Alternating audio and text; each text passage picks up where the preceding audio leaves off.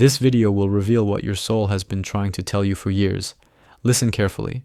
This is not about something external. It is not about what you achieved or failed to achieve. It is about a secret voice hidden in the deepest part of you, what Rumi called the silent music of the heart. That voice has been with you since childhood, and you have silenced it countless times in the name of expectations, invisible standards, and the rush of the world. But today, now before these words, it is asking for passage. Prepare yourself, because what you are about to hear is not motivational advice, it is a direct impact, a Sufi revelation that cuts like a sword and caresses like the wind. Before we move forward, I want to invite you into a rite of commitment. Comment now with the activation key.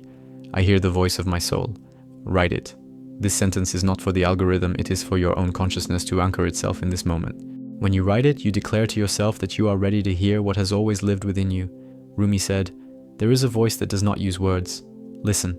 How many times have you wondered why you feel empty even when you attain what you long pursued? It is because the soul does not speak the language of the ego. It does not speak in status, numbers, or achievements. It speaks in symbols and feelings, in silent epiphanies. Sufism is the art of listening to the unsayable. The soul has always tried to speak to you through dreams, synchronicities, and intuitions, but the noise of the world has drowned out that secret melody. And today, you need to learn how to distinguish the voice of the soul from echoes, from collective conditioning. Imagine for a moment that you are standing before a mirror. You see your face, your features, your body, but Sufism teaches that this reflection is only the surface of something infinitely greater. The true image is not in the glass, but in the depths of your consciousness. That is where the soul tries to speak. Through flashes of intuition you dismiss as coincidences. Through emotions you suppress because they do not seem productive. Yet Rumi challenges us. What if it is precisely in those moments that the call of your essence resides? Sufi poetry has always been a dance between silence and explosion. The mystic Jalal ad-Din Rumi did not speak of theories. He spoke of direct experience with divine love. What your soul has been trying to say for years is simple and at the same time devastating. I do not want you to survive, I want you to live. The difference is abyssal. To survive is to follow the external current. To live is to listen to the inner symphony. Every time you feel trapped in repetition, it is the soul shouting, I was not born for this, I was born for expansion. Take a deep breath for a moment. Close your eyes if you can. Feel the weight of your worries on your shoulders. Feel how the mind spins without rest.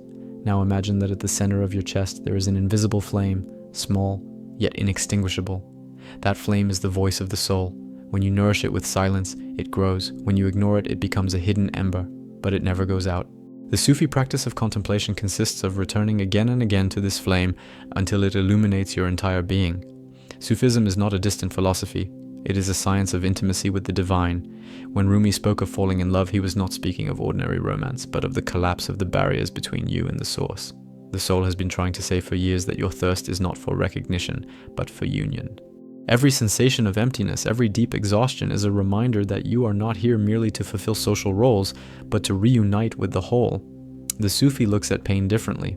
For the ordinary person, pain is an enemy. For the wise, pain is a messenger. Every time you feel that inexplicable discomfort, the soul is ringing the bell. It is asking, look inward, listen, pain is not punishment, it is instruction.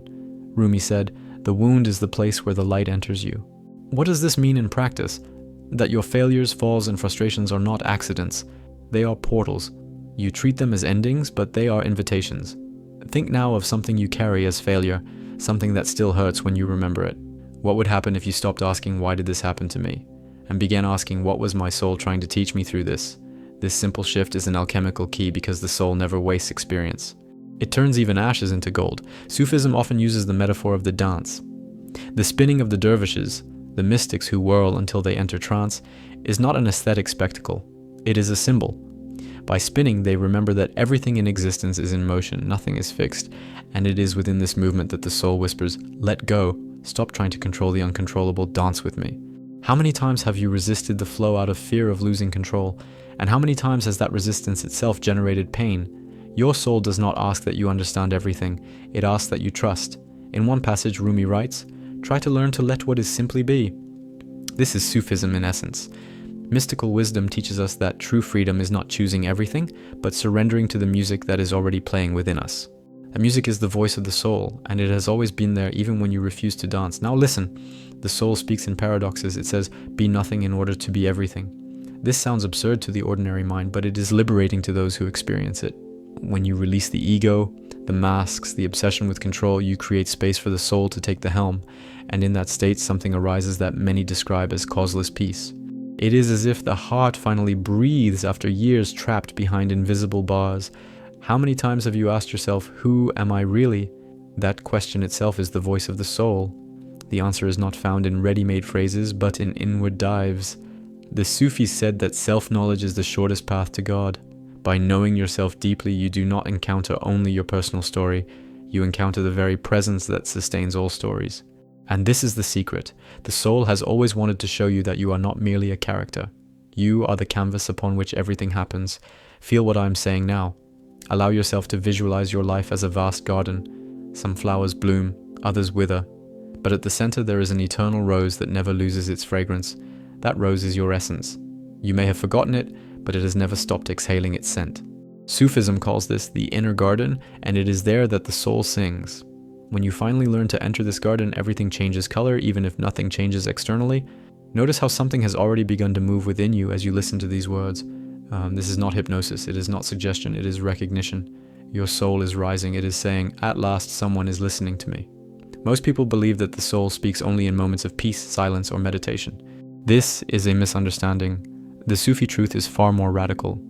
The soul speaks in the midst of chaos when you think you are lost. It does not choose ideal moments. It creates cracks in the most uncomfortable instants. When everything seems meaningless, that is precisely when the voice manifests with the greatest force. What you call disorder was in fact the secret order of your essence demanding to be heard.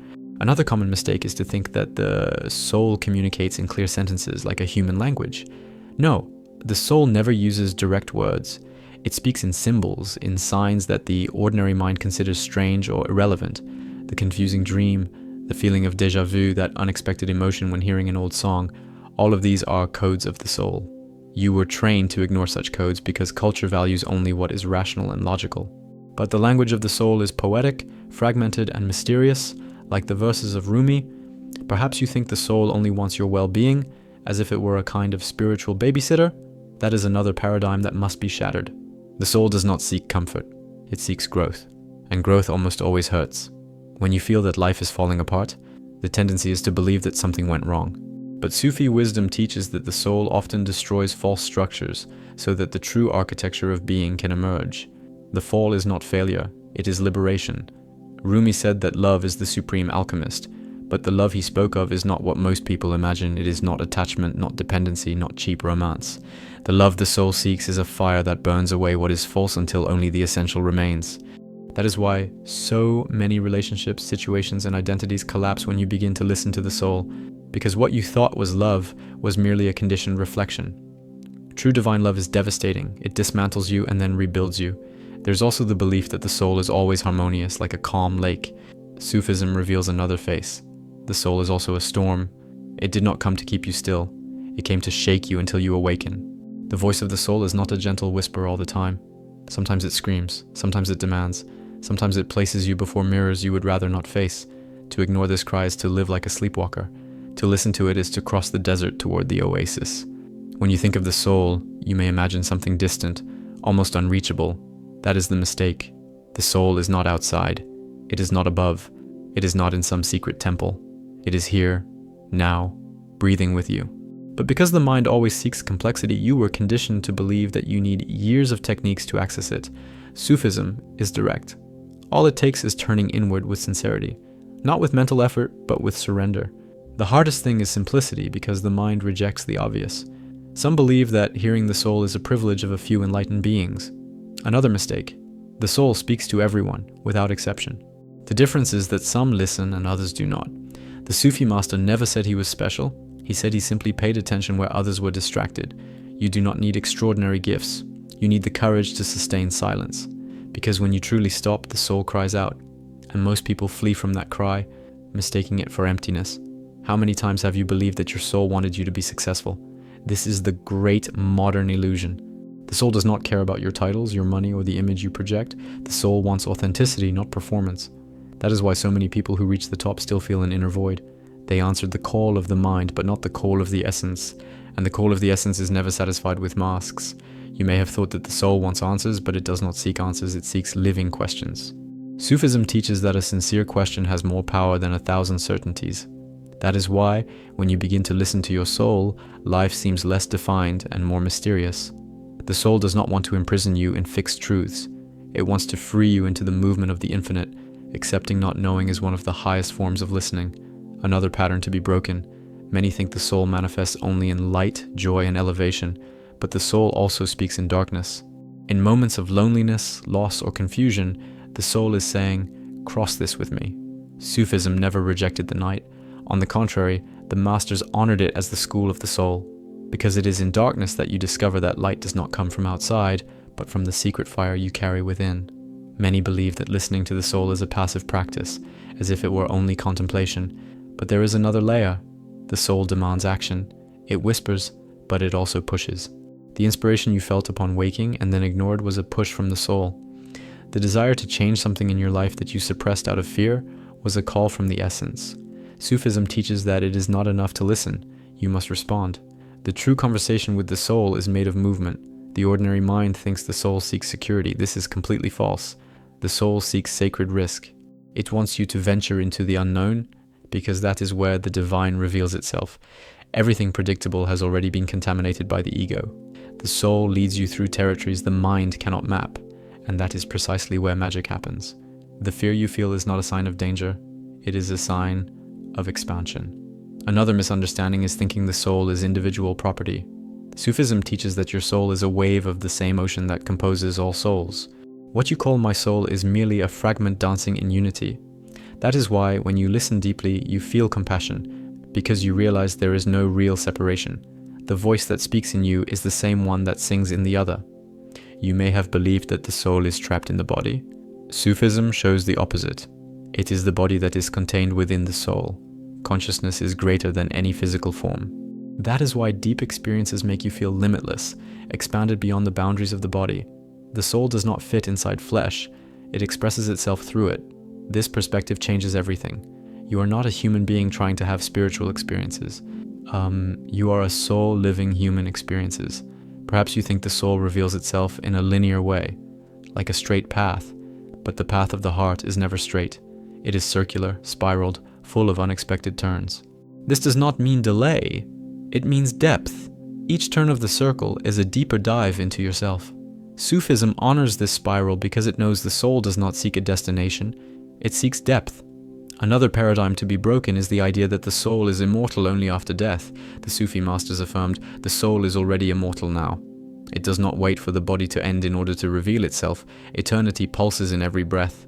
When you feel that moment in which time seems to stop, while listening to music, contemplating the sky, or embracing someone, it is the soul reminding you that you already inhabit eternity, even within the flow of time. Some believe the soul always seeks balance, but often it seeks creative imbalance. The soul does not want a neutral, static life. It wants intensity, vibration, dance. That is why Rumi used the metaphor of music. Melody exists only because there are high and low notes, silence and sound. If everything were absolute balance, there would be monotony. The soul invites you into a symphony, not a constant beep. You may have learned that listening to the soul requires isolation, but the truth is that many times it speaks through another. An unexpected meeting, a sentence someone says without intention, a gaze that pierces you, any of this can be the soul calling you. The divine uses multiple messengers. Sufism has always valued community because the flame of the heart is ignited in relationship. The voice of the soul is also choral, and perhaps you still believe that listening to the soul is an end in itself, but this is the greatest misunderstanding.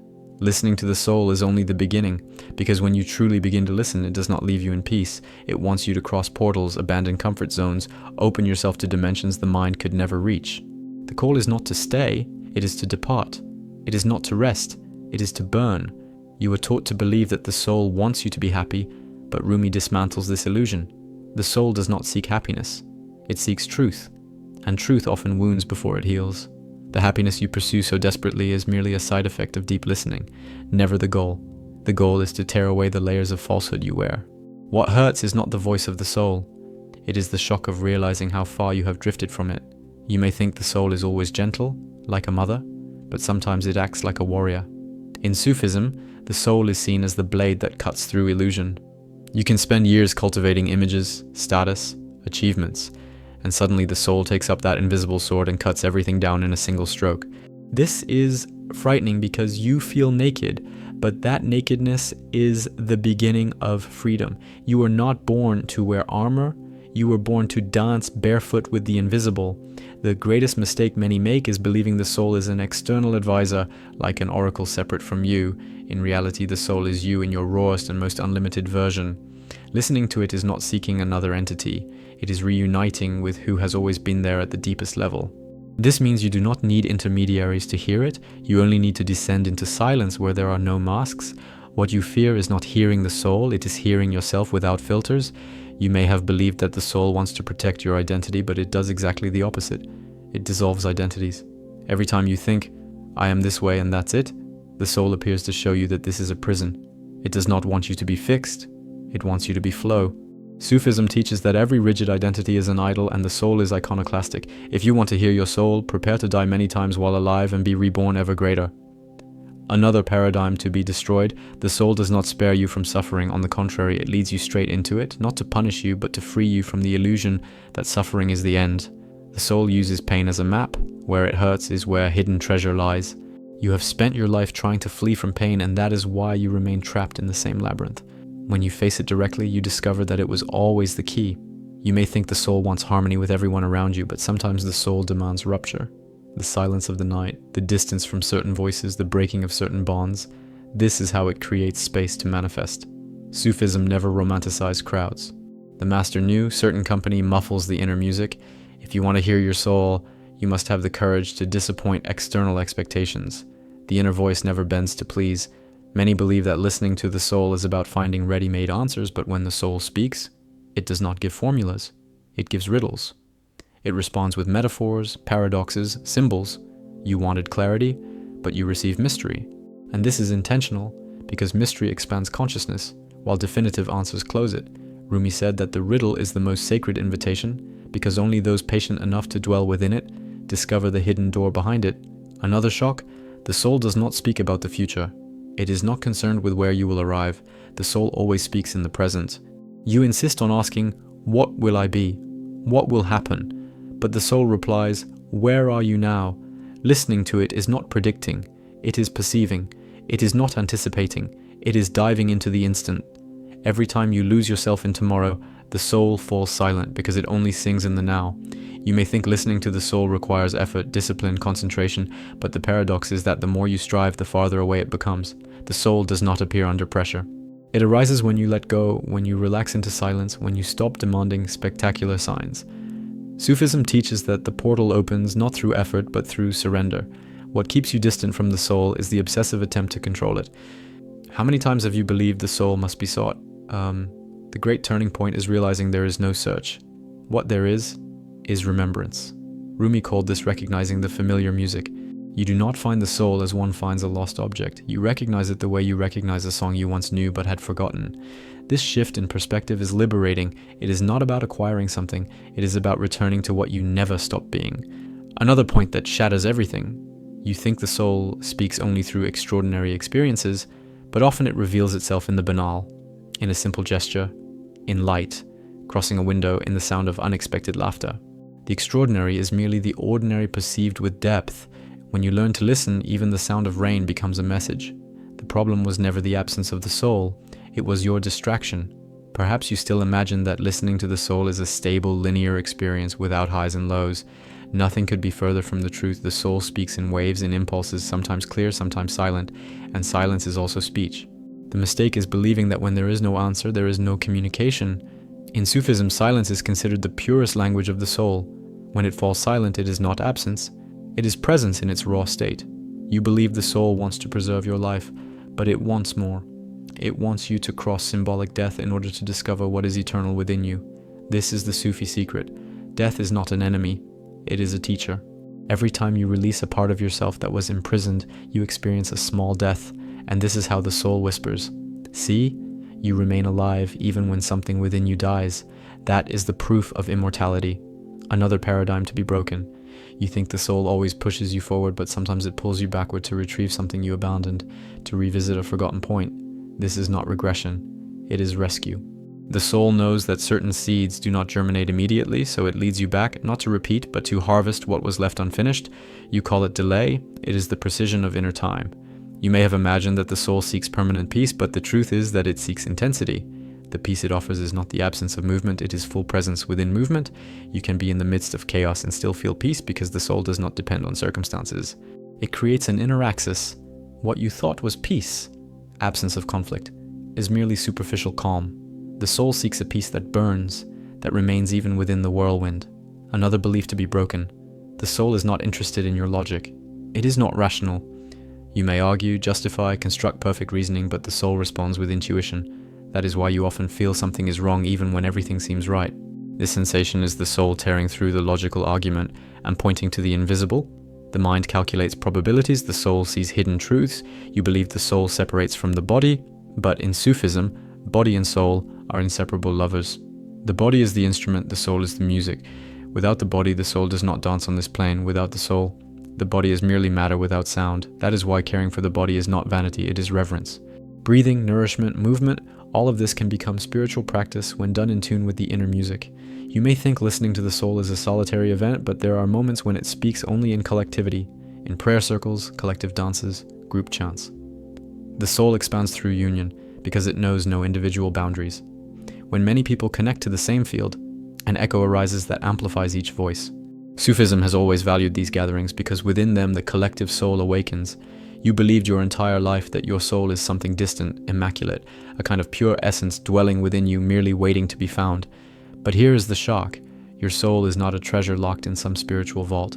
It is a living field of energy in constant mutation, shaped by every thought, every choice, and even every lie you tell yourself. This means that what you call your soul is not complete. It is an unfinished work, and perhaps that is why you feel empty at times.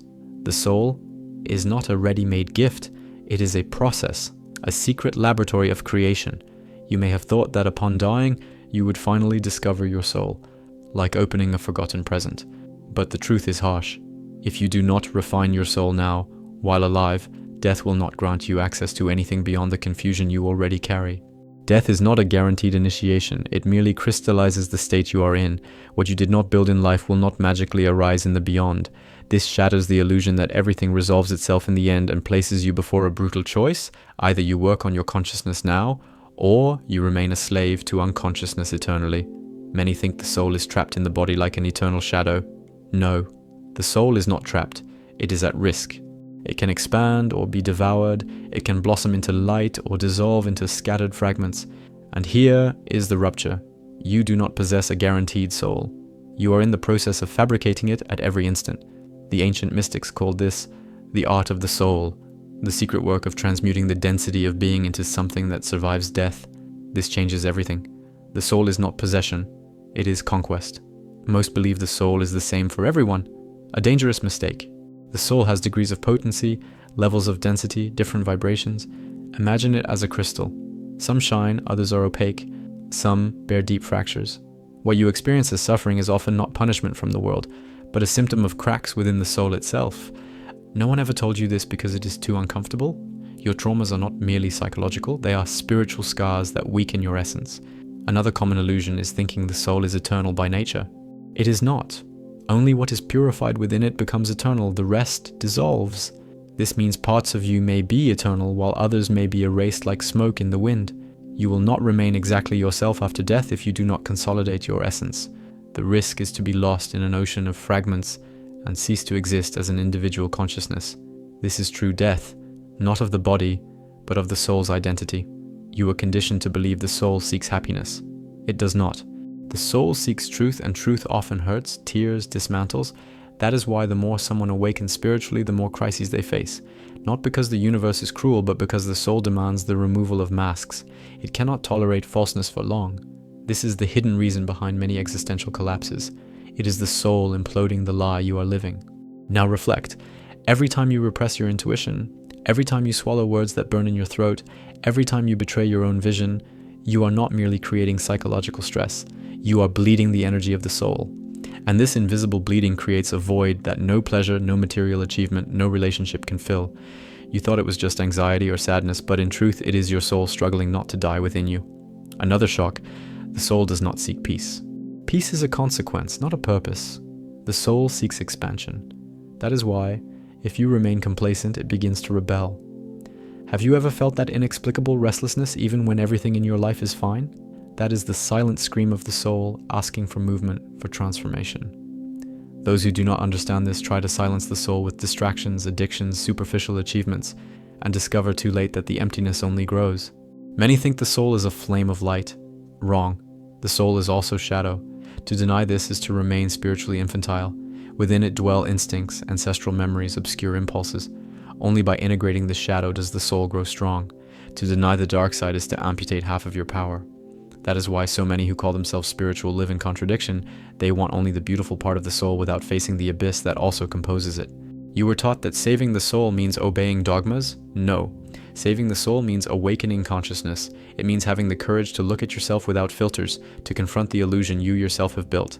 No religion can do this work for you. No guru can carry your soul in place of your courage. This is intransferable. The soul is the most personal and inalienable field that exists. It does not reveal itself in the extraordinary, but in the everyday.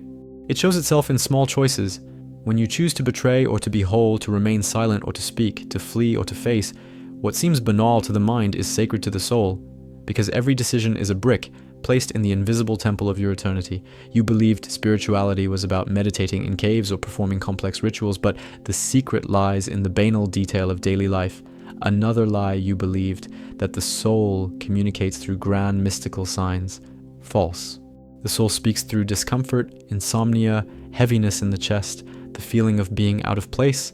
These are the clearest signs, yet you were trained to ignore them, to seek miracles outside instead of perceiving the inner voice. The miracle is not lightning striking from the sky. It is your ability to feel what you try to silence. The soul does not ask you to be perfect. It asks you to be whole. And to be whole is to accept flaws, wounds, and even contradictions as part of the path. The pursuit of perfection is a mental trap that empties the soul. The more you try to be perfect, the farther you drift from your essence. The soul does not bloom in rigidity, but in authenticity. Many believe protecting the soul means withdrawing from the world, but the truth is the opposite. It is by immersing yourself in the experience of life that it grows strong.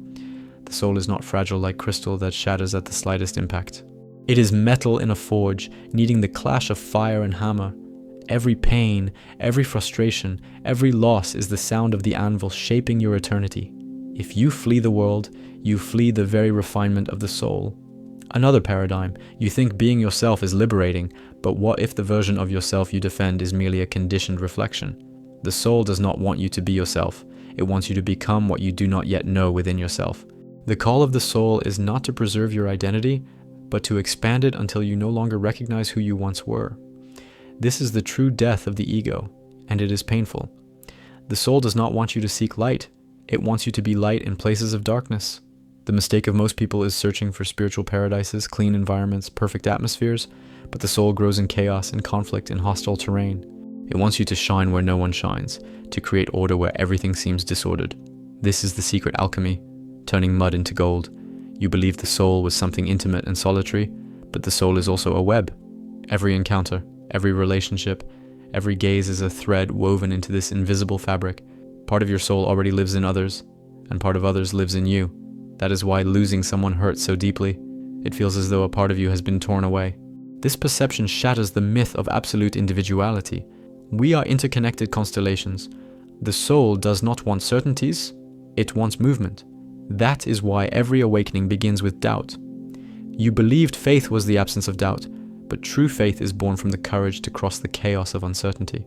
This silence is not absence, it is density, and it is within this density that the soul becomes perceptible. The soul's time is not chronological, it is qualitative. A single instant can contain all eternity. Rumi said that when the heart is ready, one moment is enough for awakening. This challenges the idea of continuous effort as the only path to transformation. In Sufism, awakening can happen in a second, but it requires an open heart. This redefines the relationship with spiritual practice. It is not about accumulating actions, it is about cultivating openness. Many believe the soul seeks perfection. It seeks intensity, not controlled perfection, but depth of presence. Sufism reveals that the soul expands through contrast, not uniformity. Joy and pain, silence and sound, presence and absence, all these poles are the territory of the soul. This vision transforms the relationship with experience. It is not about avoiding pain or seeking comfort, but about learning to be whole in every state. The body is the primary field for listening to the soul. Breathing is not merely a biological function, it is ritual. Rumi taught that every breath is a poem. In Sufism, body and soul are inseparable.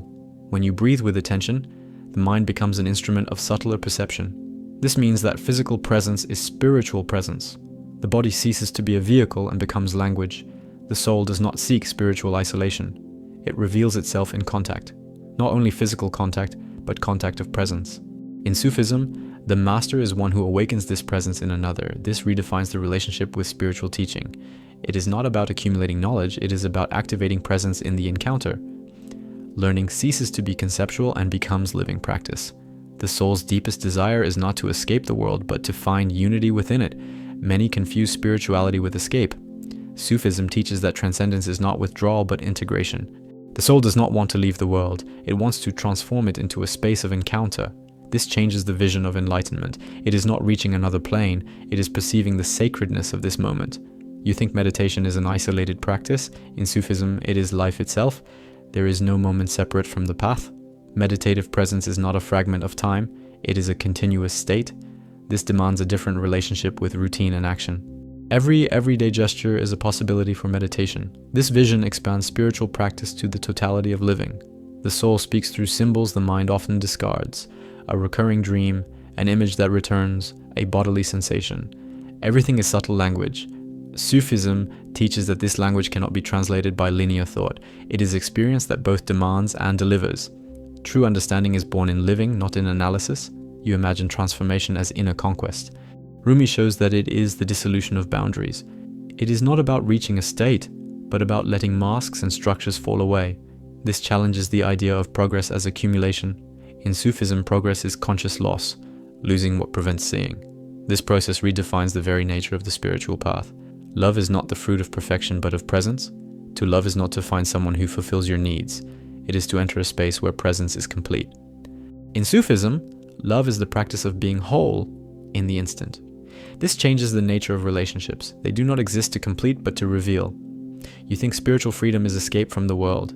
It is the courage to be fully within it. In Sufism, freedom is accepting the human condition in its entirety. This includes limits, pain, and imperfection. True freedom is not the absence of form. It is full presence within form. The soul does not seek ready-made answers, it seeks openness to living questions. This means absolute certainties are traps. Sufism values questions that continue to echo. This changes the relationship with spiritual teachings, not as dogmas but as portals to experience. The soul's memory is not linear narrative, it is resonance.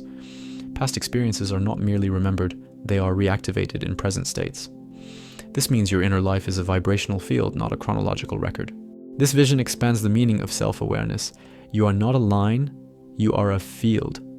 The shadow is not an enemy, it is part of the path. To deny the shadow is to deny density itself. Sufism teaches that integrating the shadow is an essential step toward inner unity. This integration is not control, it is conscious acceptance. This changes the relationship with suffering. It ceases to be an obstacle and becomes a portal. Every gesture of presence is alchemical practice. Eating with attention, listening without interrupting, walking in awareness, everything is a spiritual act.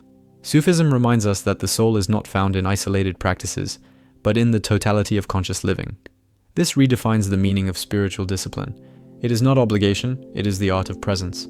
The soul speaks when you stop running after it. Sufism teaches that the inner voice is not revealed through incessant seeking, but through radical stillness, through the suspension of expectation. This is deeply unsettling because it contradicts the modern idea of spiritual progress as active conquest. Rumi said that the seeker becomes found when they stop seeking. It is not about more practice, it is about presence without agenda. This redefines your relationship with your own path, not as a project to complete, but as a space of constant attention. Many believe enlightenment is the accumulation of higher experiences.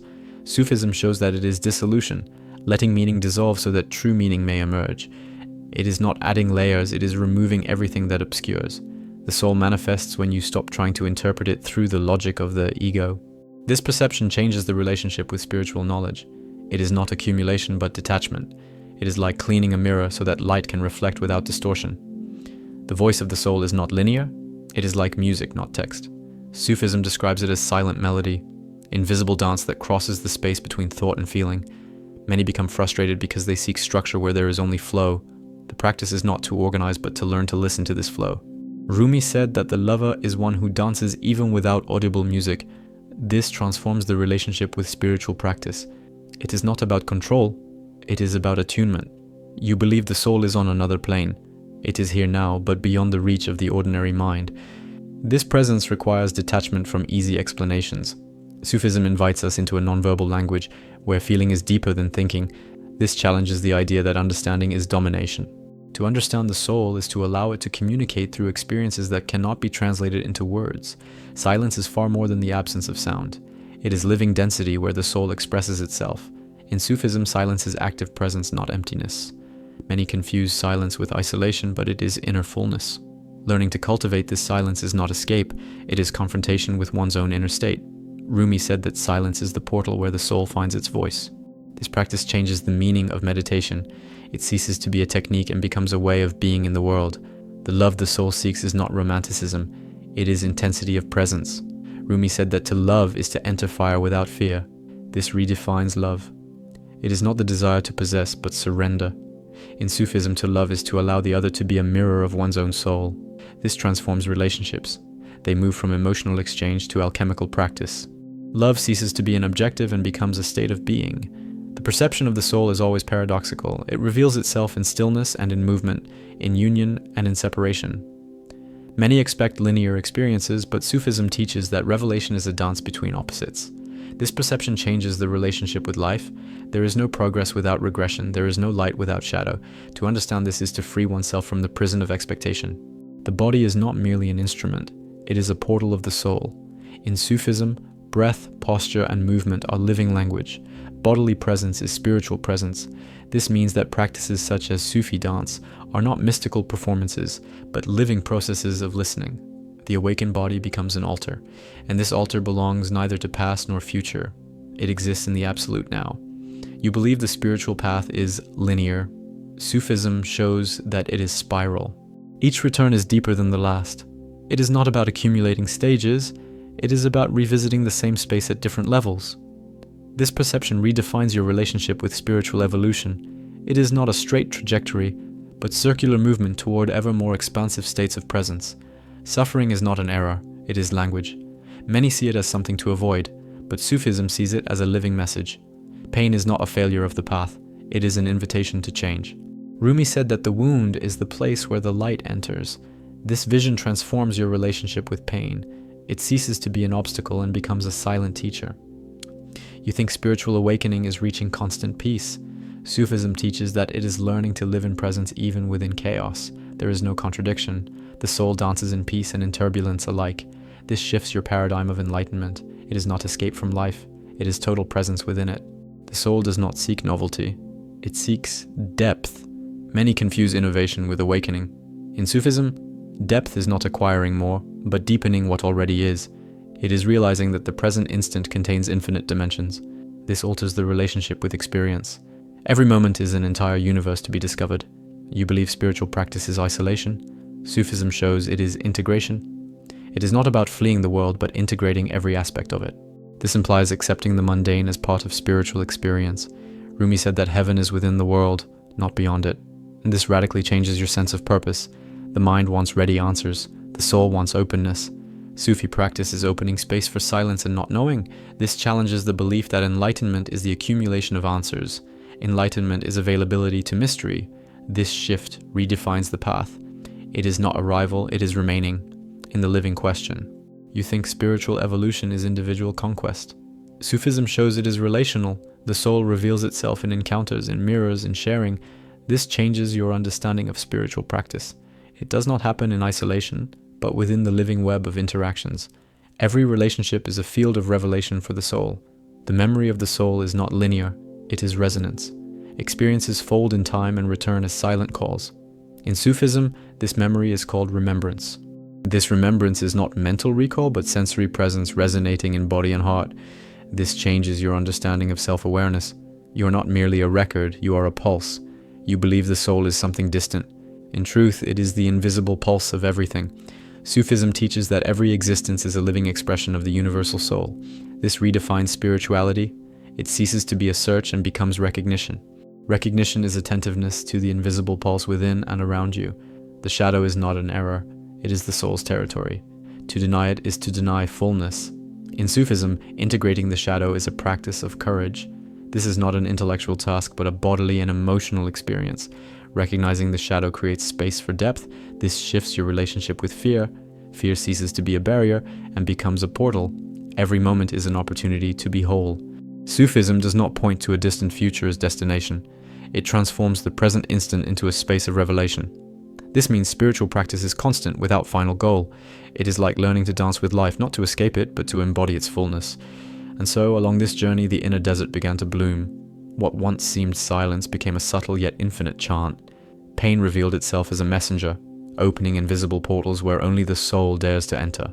Emptiness became an invitation to dance in the presence of mystery. Rumi taught that there is no end to the search, only new beginnings. And this moment is already another birth. Every word here was a breath, every silence a key. Allow this breath to echo beyond the mind and let this key resonate within your being. Comment now. I heard the dance of my soul. If you feel this video awakened a secret, silent, living door within you, this phrase is a seal, a ritual, a quiet affirmation that you accepted the call. This is your rite of commitment, a promise to your own soul. If something within you recognizes this call, consider subscribing, not as one who follows the channel, but as one who enters the secret garden where Rumi whispers ancient truths. This is a space where the invisible becomes presence, and each video is a petal blooming in the inner garden of the soul. May this channel be your refuge and your path. Take a deep breath now. Feel this instant as a living petal.